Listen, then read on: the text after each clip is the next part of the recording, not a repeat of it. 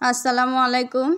চলে আসলাম তোমাদের সঙ্গে আজকে রান্নার রেসিপি নয়, আজকে একটা নিত্য নতুন ব্লগ নিয়ে। ব্লগটা হচ্ছে আমার ছোটো মেয়ে ক্লাস 1-এ পড়ে। ওর আজকে স্কুলে হাতের কাজ আছে, তো হাতের কাজ ও নিজের হাত দিয়েই তৈরি করছে। তো ও বানাচ্ছে এখানে কভার ফাইল বানানোর জন্য ও নিয়েছে একটা বড় সাইজের আর্ট পেপার, একটা কেচি, একটা কার্ডবোর্ড। তো কার্ডবোর্ডের মাপ মতো আর্ট পেপারটা কেটে নিল।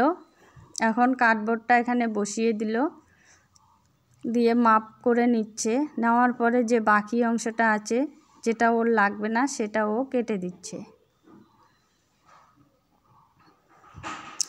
আর ওকে ও সহযোগিতা করছে ওর ছোট ভাই।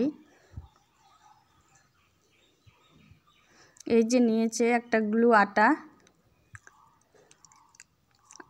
এখন আবার এই দুইটা কেটে নেবে, ছোট্ট একটা কেচির সাহায্যে করতেছে। এই যে এখানে আটা বসিয়ে দিবে। এখন যে পেপারটা কাটলো সেটা আবার বসিয়ে দিচ্ছে। দুই দিকে এভাবে বসিয়ে দিবে, একদিকে এই যে একদিকে, দুই দিকে হয়ে গেল।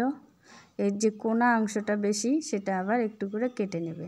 নিয়েছে, কেটে হয়ে গেছে এটা মাপ। এবার পুরো ফাইলের যে কাগজটা লাগবে সেটা মাপ নিয়ে এখন আটা দিয়ে আবার এই কাগজটাকে বসিয়ে দিবে। আটা লাগাই নিল কার্ডবোর্ডে। দুই ভাই বোনে বসে কাজটা করছে ঘরের মধ্যে খুব সুন্দরভাবে। বাস মাপ মতো এটা বসাই দিল।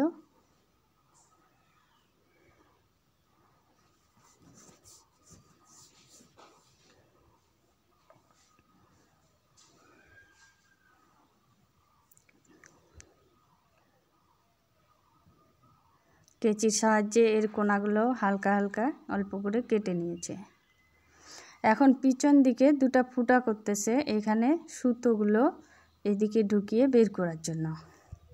কভার ফাইলের যে সুতোটা লাগবে সেটা এখনও এদিকে, এই যে সুতোটা এই ফুটার সাহায্যে বের করবে।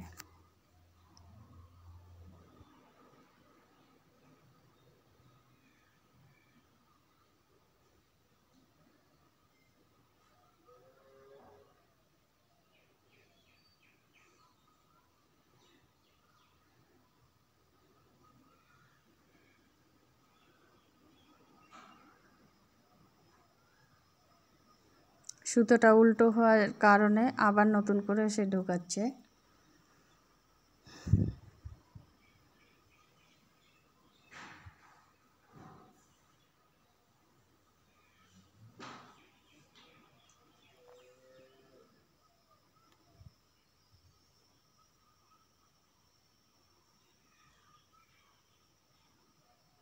এবার এই সুতোটাকে ঢেকে দিবে, একটু আটা দিচ্ছে দুই সাইডে, কার্ডবোর্ডের যে ছোট পেপারটা সেটা দিয়ে ঢেকে দিল।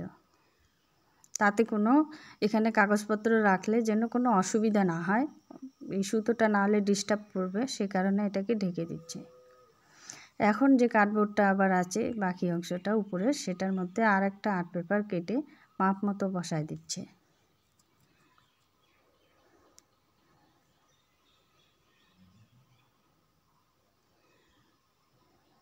বসিয়ে দিল।